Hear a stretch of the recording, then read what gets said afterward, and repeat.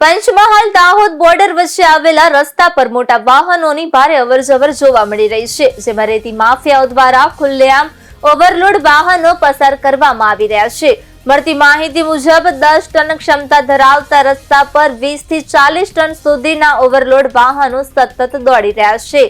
સ્થાનિક લોકોનું કહેવું છે કે આરટીઓ, પોલીસ તથા ખાણ ખનિજ વિભાગ દ્વારા કોઈ અસરકારક કાર્યવાહી કરવામાં આવી નથી। બીજી તરફ ખેતરોમાં જતા સામાન્ય વાહન ચાલકો પર હેલ્મેટ, આરસી બુક, વીમા અને પીયુસી જેવી ચકાસણી કડક રીતે કરવામાં આવી રહી છે, જ્યારે ઓવરલોડ વાહનો સામે કોઈ કાર્યવાહી ન થતી હોવાના આક્ષેપો થઈ રહ્યા છે।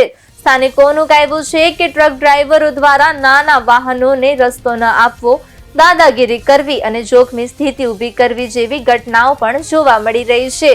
હાલ તંત્રની ભૂમિકા પર પ્રશ્નચિહ્ન ઊભું થયું છે। હવે જોવાનું રહ્યું છે કે સંબંધિત વિભાગો આ મામલે કાર્યવાહી કરે છે કે પછી સ્થિતિ યથાવત રહે છે।